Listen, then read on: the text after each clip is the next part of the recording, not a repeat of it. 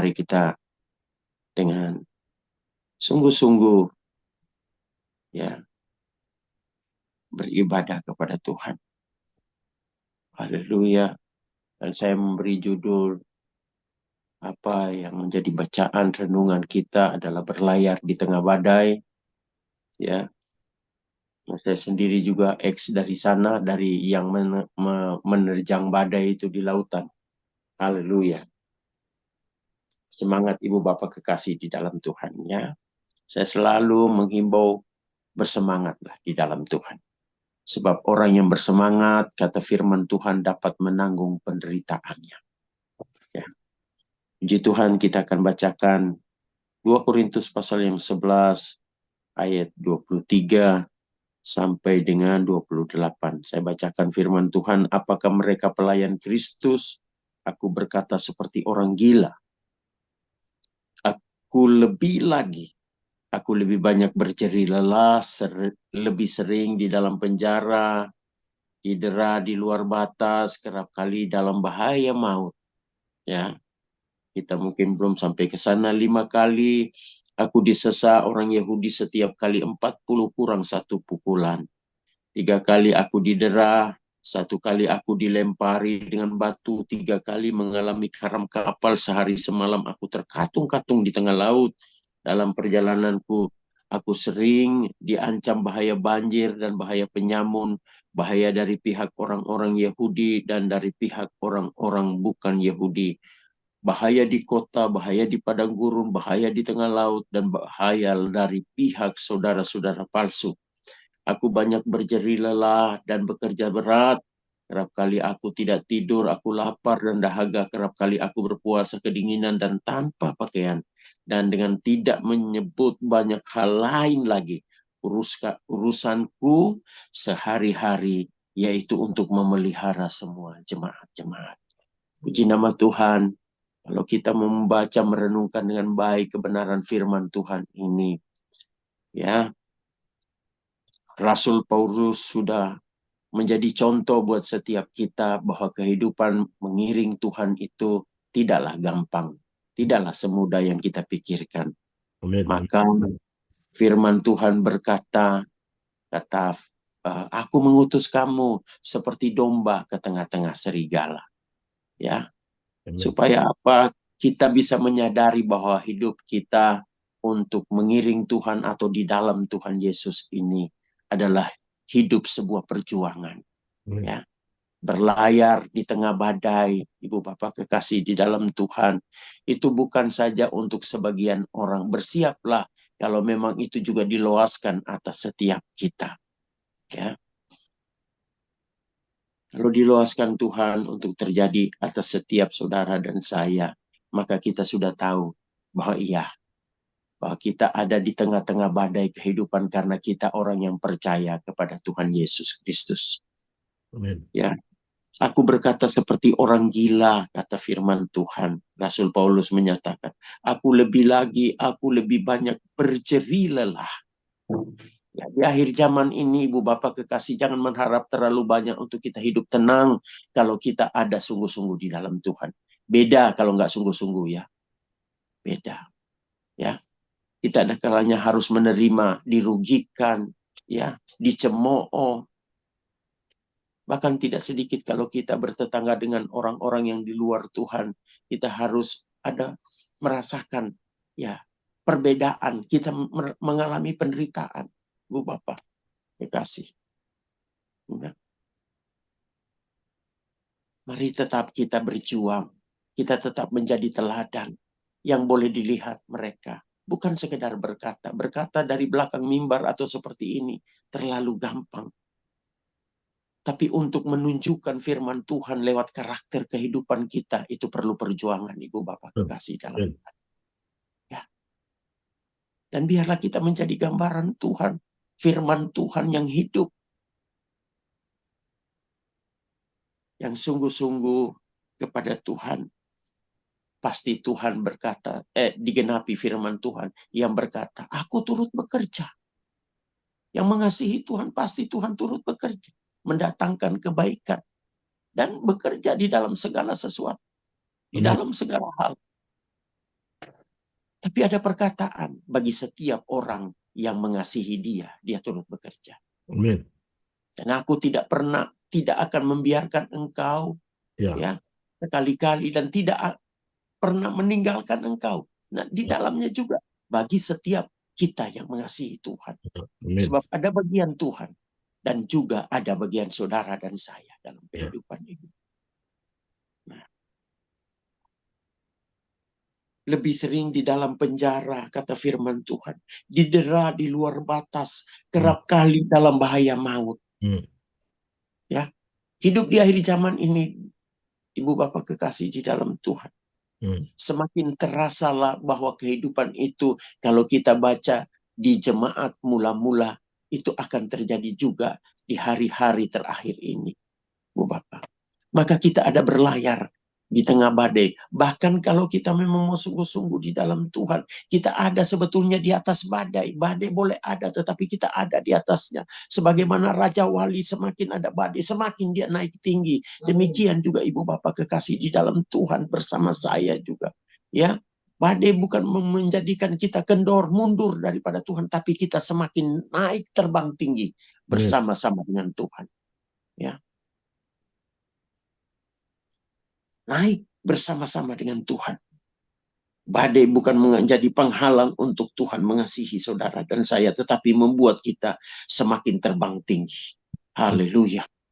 Ya. Bahkan Ayub mengatakan, dari dalam badai Tuhan menjawab aku. Ya. Dari dalam badai pun Tuhan menjawab. Dia menyadari sekalipun penderitaan yang begitu besar, begitu hebat, begitu luar biasa yang diluaskan Tuhan terjadi atas Ayub. Ayub menyadari dari tengah badai itu pun Tuhan menjawab dia. Ya. Dan pasti juga untuk saudara dan saya di tempat ini, di jalur ini. Apapun yang menjadi pergumulan, persoalan di dalam kehidupan saudara dan saya, ingat baik, tangan Tuhan tetap memegang kita. Ya. Dan saya masuk di dalam sana bukan sekedar berkata, Ibu Bapak kekasih. Ya. Bagaimana harus melucuti keangkuhan, keakuan aku, saya ini. Saya diluaskan masuk di tengah-tengah badai itu. Itu sebab saya bisa berbicara di sini. Dan tidak gampang, tetapi bisa. Ya. Maka jangan lewatkan satu hari pun tanpa ada persekutuan dengan Tuhan. Kalau ibu bapak kekasih tidak ada persekutuan, hanya 1 minggu 3 kali, ya 1 minggu 2 kali. Aduh, kita tidak akan bisa menghadapi badai ini. Ya. Kita tidak bisa akan berjalan di atas badai. Tapi kita harus setiap saat, setiap hari pergunakan waktu dengan baik. Jangan sia-siakan hanya melihat media sosial. Jangan hanya membiarkan telinga kita ini untuk mendengar dongeng dan memandang dongeng-dongeng yang ada di media sosial, Ibu Bapak kekasih. Tapi pergunakan waktu dengan sungguh di tengah-tengah hari yang jahat ini untuk ada persekutuan dengan Tuhan. Ya. Maka firman Tuhan berkata, jangan kamu tinggalkan persekutuan dengan saudara-saudara seimanmu. Ya. Dari dalam badai pun Tuhan menjawab aku. Sadarlah Ayub, bahwa sekalipun itu persoalan masalah yang begitu besar dia hadapi. Mungkin itu kalau terjadi atas hidup kita, kita mungkin sulit untuk menghadapinya. Tetapi sekarang kita belajar bahwa Tuhan tetap menjawab Ayub. Sekalipun dari tengah-tengah badai. Ya mungkin terkadang hidup kita sudah mengiring Tuhan, kita sudah melayani Tuhan. Rasa-rasanya kok tidak ada penyertaan. Saya mau berkata bahwa Tuhan tidak akan pernah membiarkan dan tidak akan meninggalkan saudara dan saya yang sungguh-sungguh kepada Tuhan. Sekalipun kita tidak merasakan sesuatu. Ya. Sepanjang hati nurani kita, jiwa kita tertuju kepada Tuhan. Maka saya sungguh sangat percaya. Genaplah firman itu buat saudara dan saya. Dia tidak membiarkan kita sebagai yatim piatu. Ya, amin. Puji nama Tuhan. Ya. Tidak gampang. Yo Bapak, Lukas berkata dalam Lukas 9 ayat 23 sampai 24 katanya, mereka semua ya dikatakan katanya kepada mereka semua, setiap orang yang mau mengikut aku, ia harus menyangkal dirinya, memikul salibnya setiap hari, dan mengikut aku. Karena barang siapa mau menyelamatkan nyawanya, ia akan kehilangan nyawanya. Tetapi barang siapa kehilangan nyawanya karena aku, ia akan mendapatkannya, menyelamatkan. Amen. Bapak kekasih di dalam Tuhan, ya, ya kita harus pikul salib yang sungguh-sungguh kepada Tuhan. Terkadang kita harus mengalah banyak dalam hidup ini. Jangan biarkan diri kita menyimpan kepahitan. Setiap orang yang menyimpan kepahitan, saya mau katakan, tidak akan masuk ke dalam kerajaan surga. Jangankan itu, firman Tuhan berkata, para pembohong, penakut pun tidak akan mendapat bagian dalam kerajaan. Jangan kita bersembunyi di balik kata hikmat, tetapi sesungguhnya kita adalah orang penakut untuk memberitakan firman Tuhan. Mari dengan penuh keberanian kita memberitakan firman Tuhan. Dan lebih daripada sekadar perkataan, ada karakter kehidupan saudara dan saya seperti yang saya katakan tadi di awal. Ya. Jangan kita menjadi gentar. Ya. Barang siapa kehilangan nyawanya, kata firman Tuhan yang kita bacakan tadi, dia akan memperolehnya. Ya. 5 kali aku disesa orang Yahudi, setiap kali 40 kurang 1 pukulan. Ya, 5 kali 40 kali 40 kurang 1 pukulan berarti 39 kali. Kali 5 kali. Banyak kali dia disiksa. 3 kali aku didera. 1 kali aku dilempari dengan batu. 3 kali aku mengalami karam kapal. Sehari semalam aku terkatung-katung di tengah laut. Kita belum sampai di sana. Jangan sampai hanya oleh karena perkataan, bisik-bisik tetangga, kita sudah jadi benci kepada tetangga, kepada orang yang menceritakan tentang diri kita. Ini pengalaman yang sudah luar biasa, yang menjadi contoh buat saudara dan saya yang hidup di akhir zaman ini dia. Ya. Mengalami karam kapal sampai 3 kali. Saya aja orang kapal belum sampai karam itu kapal. Sampai 3 kali begini. Berlayar sampai sekian puluh tahun. Hampir 30 tahun.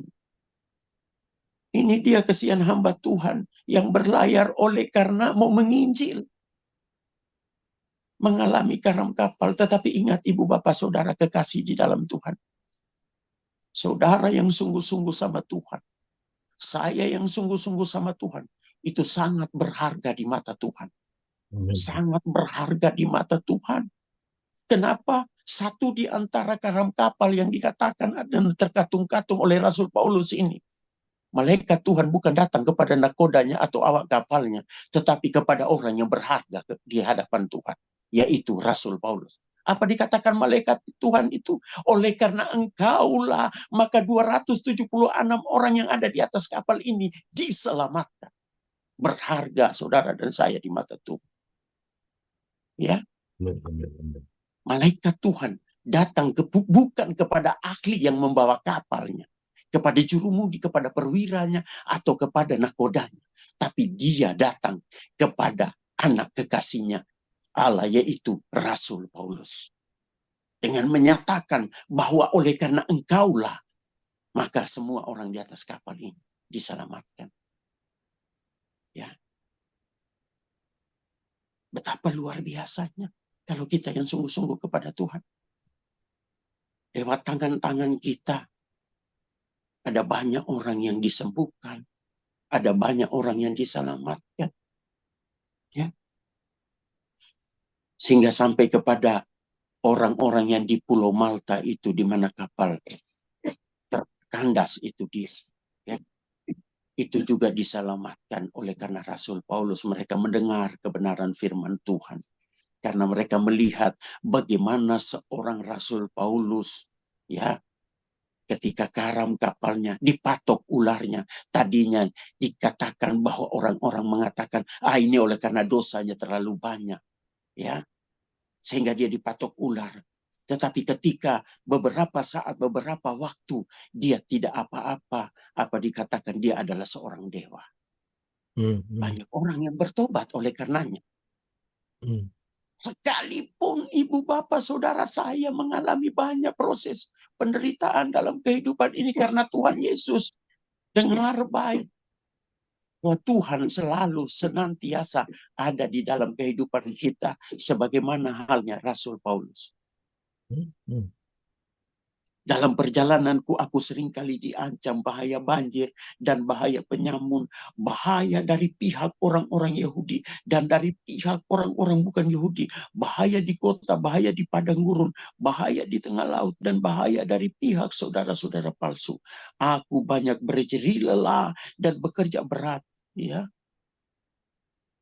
Ibu Bapak kekasih, kita tahu bahwa Rasul Paulus untuk memenuhi kehidupan pelayanannya, dia bekerja keras, bekerja berat, berjeri lelah. Dia memenuhi kehidupan pelayanannya dari sebagai tukang tenda. Ya, minta maaf Ibu kekasih di dalam Tuhan. Hari-hari ini ada banyak hamba-hamba Tuhan dari belakang mimbar berpikir dan ya sudah merancang-rancang berapa amplop yang saya dapat ketika pelayanan. Berapa yang saya dapat. Ya. Kalau saya mau terbang ke sana, terbang ke sini, sudah ada standarnya. Saya melayani. Oh, Ibu Bapak kekasih di dalam Tuhan. Rasul Paulus tidak memberikan contoh yang demikian, tetapi dia bekerja berat. Aku banyak berjeri lelah dan bekerja berat. Ibu Bapak kekasih. Bukan saja di tengah-tengah pelayanan memberitakan firman Tuhan, tetapi dia punya pekerjaan sendiri. Ya, untuk memenuhi kehidupan pelayanan. Luar biasa. Dan inilah yang kami lakukan dalam kehidupan kami sebagai hamba Tuhan, juga pelayan Tuhan. Di daerah, di desa, di mana kami ya ada melayani. Kami harus memenuhi keperluan kebutuhan pelayanan. Dari apa yang kami lakukan, pekerjaan kami sebagai petani saat ini. Dan itu tidak gampang, Ibu Bapak kekasih. Orang bisa gampang berbicara. Tetapi itu yang kami lakukan juga dalam kehidupan kami. Untuk memenuhi kehidupan pelayanan kami. Kami harus berjuang, berjeri, lelah, dan bekerja berat. Ya. Kerap kali aku tidak tidur, aku lapar dan dahaga. Kerap kali aku berpuasa. Karena kekurangan terkadang Rasul Paulus harus berpuasa. Mengapa ini diungkapkan di sini? Untuk supaya kita sadar bahwa mengiring Tuhan itu bukan saja mulus, enak, tenang, teduh. Tapi harus berjuang sebagaimana Tuhan Yesus juga menyatakan untuk setiap kita yang rindu untuk masuk ke surga. Berjuanglah untuk masuk melalui pintu yang sesak itu. Sebab ada banyak orang yang berusaha tetapi sedikit yang mendapatkannya. Kita harus masuk di dalam proses. Supaya kita menjadi sesuai dengan standar yang diinginkan Tuhan Yesus. Bukan diinginkan Tuhan Yesus sebenarnya. Tetapi itu standar untuk setiap kita masuk ke dalam kerajaannya. Ya. Kerap kali aku berpuasa, kedinginan, dan tanpa pakaian. Oh Tuhan, haleluya. Betapa Tuhan mengajari kita untuk supaya kita itu berjuang di dalam kehidupan ini. Masuk di tengah-tengah badai. Berlayar di tengah-tengah badai kehidupan ini. Untuk satu tujuan, yaitu surga yang kekal selama-lamanya. Sehingga kita boleh tiba di sana, sampai di sana. Dengan perkataan, layaklah engkau anakku. Dan dengan tidak menyebut banyak hal lain lagi urusanku sehari-hari, yaitu untuk memelihara semua jemaat-jemaat. Tujuan daripada Rasul Paulus ini dia juga untuk supaya dia, selain daripada dia mau sampai di sorga dengan mahkota-mahkota yang begitu banyak, tetapi tujuan urusannya adalah untuk memelihara semua jemaat-jemaat yang dilayaninya. Karena ini dituliskan di dalam 2 Korintus, maka secara khusus untuk jemaat yang ada di Korintus. Tetapi saat ini tertujulah kepada setiap kita yang ada di dunia ini, yang masih memegang kitab Alkitab ini, perjanjian lama dan perjanjian baru, dan khususnya di perjanjian baru dituliskan. Ya, maka kalau masih sampai saat ini, kita masih punya waktu, punya kesempatan, jangan sia-siakan waktu dan kesempatan kita itu. Ya, kita perkarakan hidup kita ini. Kita perkarakan hidup ini. Ya, kita perkarakan. Apakah kita sudah berlayar untuk mau sungguh-sungguh kepada Tuhan ini? Ya, haleluya. Mau baca di dalam Filipi. Ya, oh Tuhan Yesus Kristus.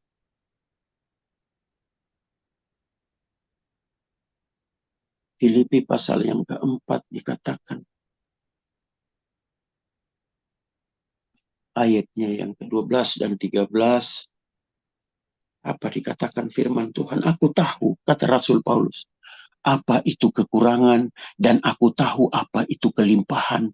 Dalam segala hal dan dalam segala perkara, tidak ada sesuatu yang merupakan rahasia bagiku, baik dalam hal kenyang maupun dalam hal kelaparan, baik dalam hal kelimpahan maupun dalam hal kekurangan. Segala perkara dapat kutanggung di dalam Dia yang memberikan kekuatan kepadaku.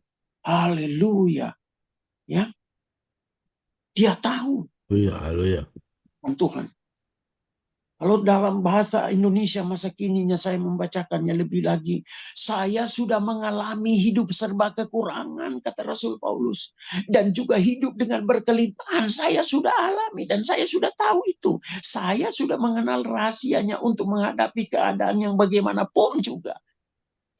Ya, bagaimanapun juga. Saya sudah mengalami keadaan itu.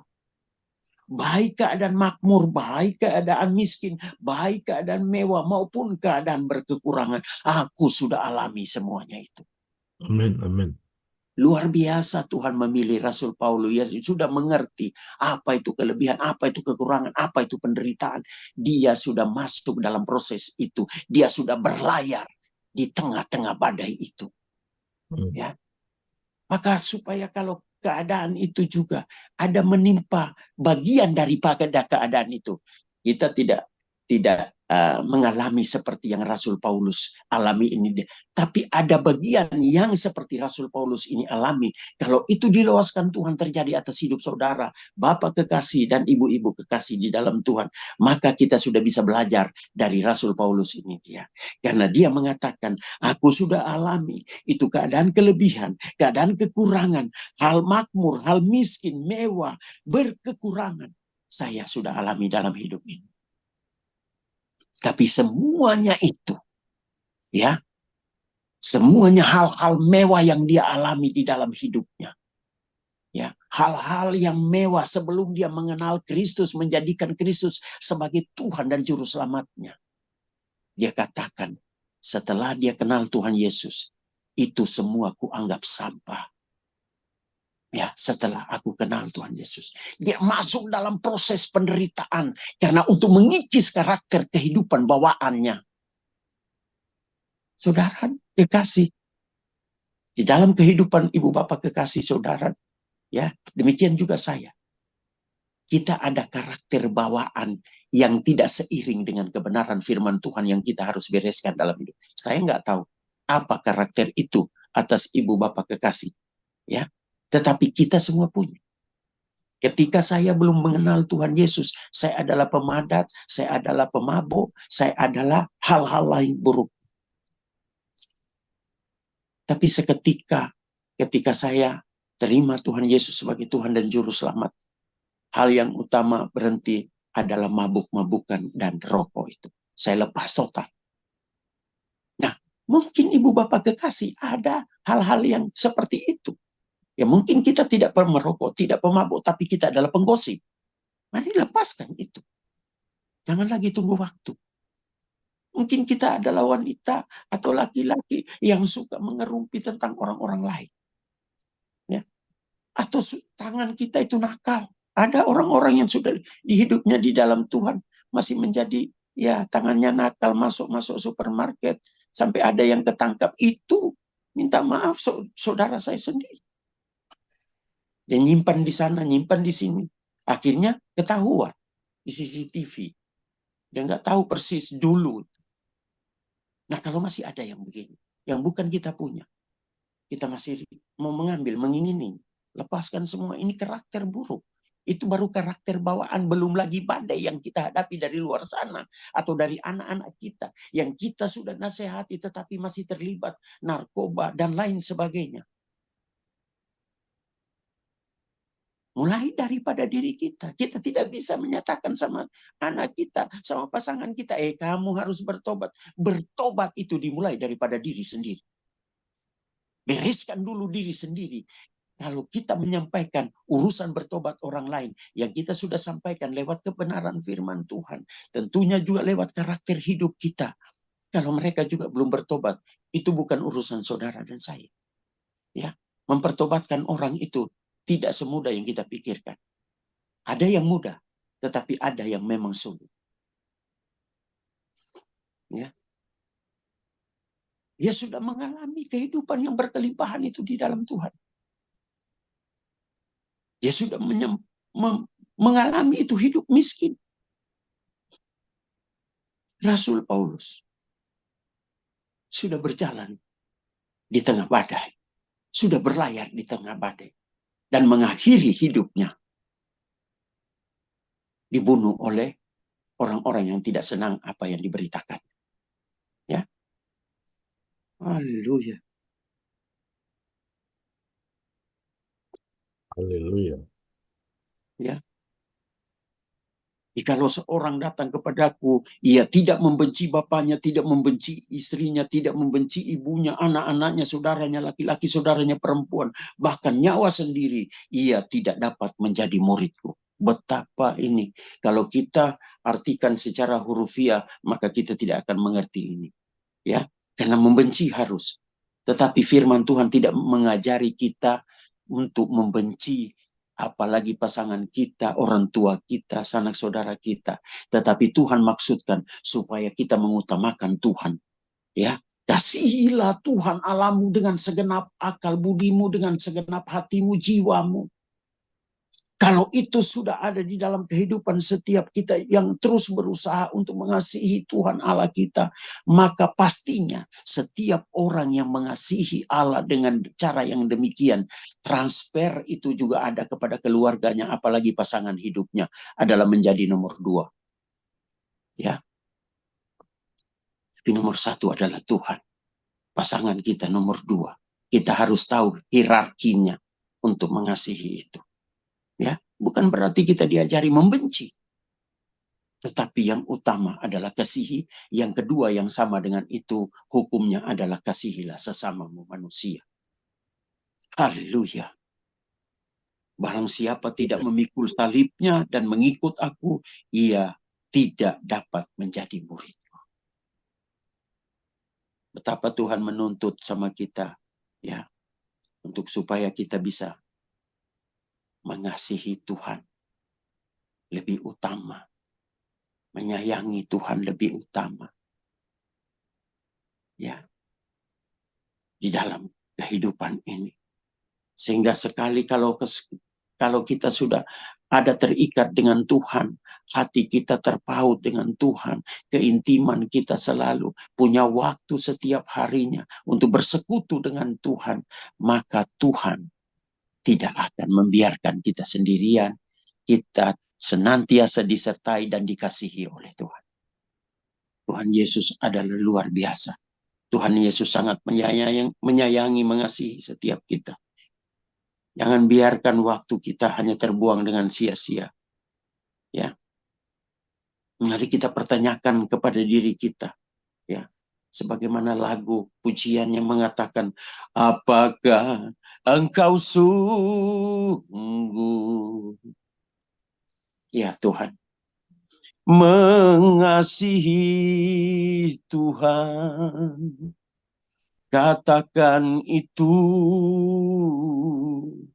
di hadapannya. Dia yang maha tahu isi hatimu. Benarkah engkau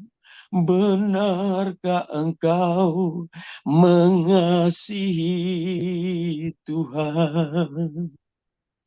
Bukan sekedar ucapan yang keluar dari bibir, tapi lain di dalam hati.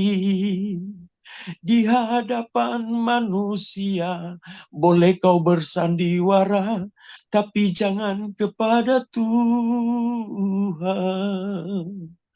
Mengakulah kepada Tuhan. Kasihilah sepenuh hatimu. Di hadapan manusia boleh kita bersandiwara, tapi di hadapan Tuhan tidak bisa, Ibu Bapak kekasih. Ya, sekali lagi perkarakanlah hidupmu dan keluargamu kepada Tuhan.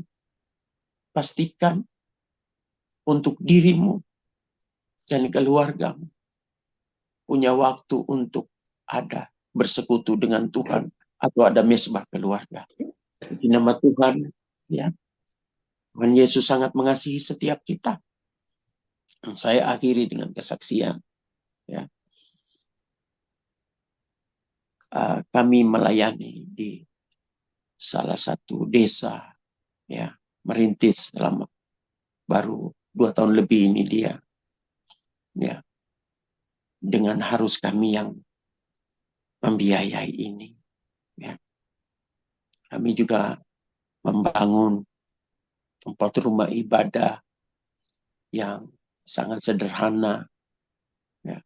Dan sekarang ini kembali lagi membuatnya dari tetap kayu, ya. Sebab saya punya pemikiran bahwa, ya, terbuat dari apapun, tetapi biarlah yang ada di dalamnya itu teguh di dalam Tuhan, sungguh-sungguh di dalam Tuhan, yaitu umat jemaatnya. Ya, itu karakter yang dibentuk.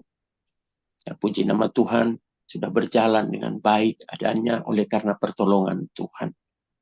Kami sebelumnya adalah, ya, Bapak Surbakti tahu, kita adalah di laut bekerja sebagai nakoda kapal, tetapi sekarang menjadi penjala manusia. Ya. Sekarang ini kami ada di Kepulauan Riau, oleh karena ada sesuatu dan lain hal yang kami buat, dan kami juga, ya, diminta untuk pelayanan di sini. Ya, puji nama Tuhan. Tuhan Yesus memberi kami kekuatan dan kemampuan. Kami dengan puji Tuhan, saya juga mendapatkan istri yang begitu setia, selalu menopang, ya, selalu mendorong, menguatkan dan meneguhkan. Ya, makanya 2 orang yang bersehati pasti Tuhan menjawab, dan itulah kami berdoa. Ibu Bapak kasih dalam Tuhan. Biarlah kita, ya, tetap semangat mengiring Tuhan ini. Ya, puji nama Tuhan. Tuhan Yesus memberkati. Haleluya. Amin. Mari kita berdoa.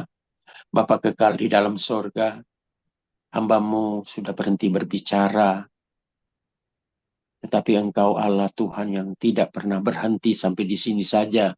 Engkau terus menjelaskan, menerangkan kepada setiap kami bahwa kami saat-saat ini sedang berlayar di tengah badai. Supaya kami diteguhkan hati kami. Kami bukan cuma menjadi orang Kristen yang manja-manja, tetapi kami sudah diingatkan oleh Tuhan. Ketika setiap orang yang mengikut Tuhan itu harus pikul salib.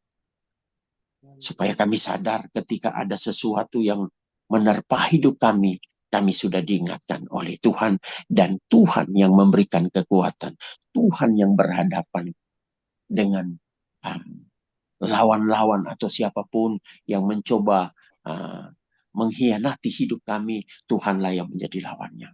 Terima kasih Tuhan Yesus Kristus. Segala pujian, syukur, hormat, kemuliaan bagi nama Tuhan. Sekali lagi kami tidak sampai hanya mengerti, memahami kebenaran firman Tuhan, tetapi kami dimampukan juga untuk melakukannya. Dalam nama Tuhan Yesus Kristus kami berdoa.